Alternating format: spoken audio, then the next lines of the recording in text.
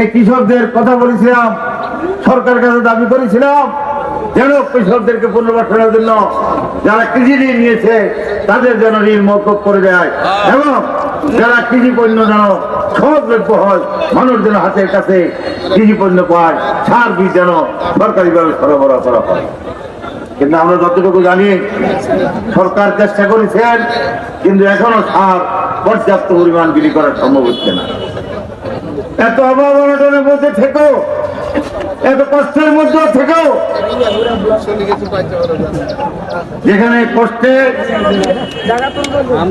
মন খারাপ থাকার কথা, সেখানে কৃষক দলের পরিষেবা দিকে আজকে আমি দেখলাম মুখে হাসি নিয়ে, ব্যানার হাতে নিয়ে, ভর্তি বেঁধে হাজার হাজার কৃষক শুধু তাদের দলের ভালোবাসার কারণে, দেশের ভালোবাসার কারণে, দেশের মানুষের দাবি আদায়ের লক্ষ্যে আজকে তারা হাসি মুখে এই সমাবেশের মধ্যে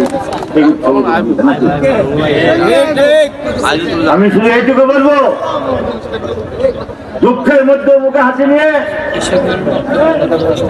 সেই সমাবেশ থেকে আমরা সেই সমাবেশের পক্ষ থেকে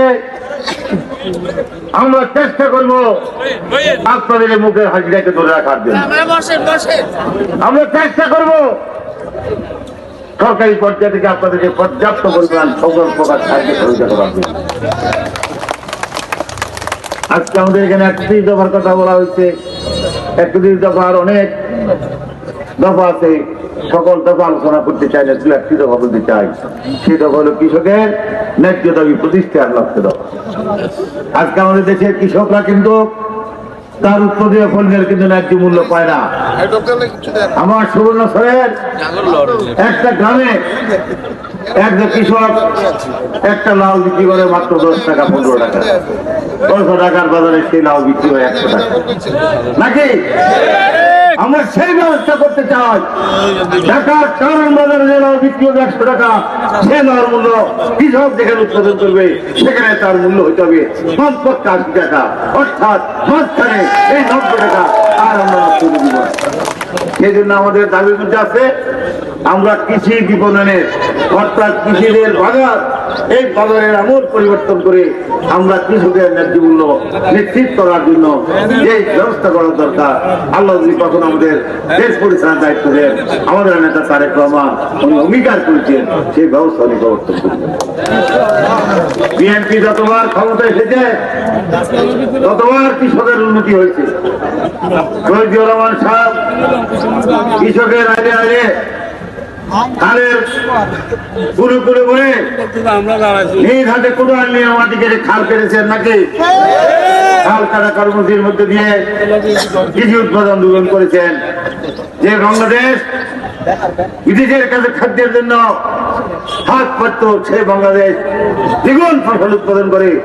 জিয়ার রমনা হলে আমরা জানি বাংলাদেশ বিদেশের চাল পর্যন্ত রপ্তানি করি। গ্রামের কোন এমন স্কুল মাদ্রাসা ছিল না যেখানে আমাদের ধানের বস্তা ছিল না, কিন্তু আজকে কি অবস্থা আছে? আজকে খালে পানি আছে? আজকে পানি নেওয়ার ব্যবস্থা আছে? যদি পানি নেওয়ার ব্যবস্থা থাকতো তাহলে বিগত জলবদ্ধতা আমরা লক্ষ লক্ষ মানুষকে বিগত আজ খাল কাটার নামে কোটি কোটি টাকা লুট করা হয়েছে নাকি? নামে কোটি কোটি টাকা লুট করা হয়েছে। উন্নয়ন আর উন্নয়ন, কিন্তু উন্নয়ন চোখে পড়ে না, শুধু চোখে পড়ে দুর্নীতি আর দুর্নীতি।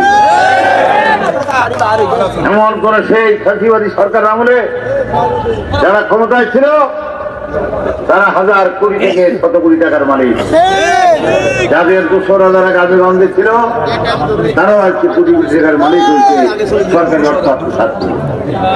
এখন আজকে দাবিটা করলাম কৃষকের ঋণ মকুব করার জন্য, হয়তো আমার এই দাবির পরিপ্রেক্ষিতে উপর থেকে হয়তো যুক্তি আসবে, সাহেব ঋণ দেওয়ার তো ঋণ মকুব করার ইচ্ছা ছিল, কিন্তু ব্যাংকে তো টাকা নেই। ব্যাংকের টাকা কোথায় গেল? এই টাকায় সরকার, সরকার যারা আজকের দেশ থেকে পালিয়ে গেছে সেই সরকার সমস্ত টাকা লুট করে গত 15 বছরে 28 লক্ষ কোটি টাকা বিদেশে পাচার করেছে।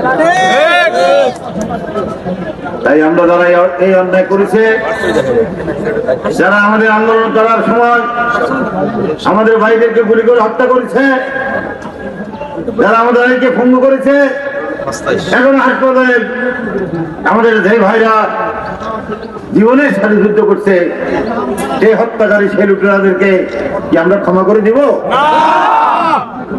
আমরা সেই লুটেরা সেই হত্যাকারীদের বিচার করব। এই জন্য এদের বিচার এই কারণে করতে হবে, যদি এদের বিচার করা না হয় তাহলে আগামী দিনে রাজনীতির পরিচ্ছন্ন হবে না, আগামী রাজনীতি তো লোকের অবস্থা নেই। তাই আমরা দৃষ্টান্তমূলক শাস্তি দাবি করি আজকের এই কৃষক প্রতিষ্ঠা পাচ্ছি। আমি আপনাদেরকে একটা কথা বলবো, আজকে আমাদের দেশকে নিয়ে অনেক ষড়যন্ত্র চলছে নাকি? আমরা একটি কথা বলি, আমরা সকলের সাথে বন্ধুত্ব চাই নাকি?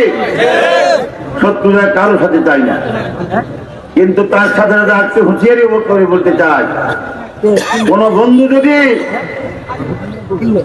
আমার মাটির প্রতি যদি কোন লোলুপ দৃষ্টি প্রদর্শন করে, কোথাও যদি আমার দেশের 1 ইঞ্চি ভূমি দখল করার চেষ্টা করে, তাহলে তার হাত ভেঙে দিতেও আমরা দ্বিধাবোধ করি। আপনাদের স্বার্থ নিয়ে আপনারা থাকুন, আমাদের স্বার্থ আমরা যেন সুরক্ষা করতে পারি সেটা করেন। আপনারা একটা জাতি, আমরা ভিন্ন জাতি, আপনাদের জাতির প্রতি আমাদের সম্মান থাকবে, আমাদের প্রতি আপনাদের সম্মান থাকবে, তাহলে সম্পর্ক থাকবে ভালো। আর যদি ব্যর্থ ঘটিয়ে শক্তি দিয়ে 15 বছর যে হাসিনা টিকতে পারে নাই, শক্তি প্রয়োগ করে আমাদের এদেশে আপনারা কোনো কিছু করতে পারবেন না। মনোভাবের পরিবর্তন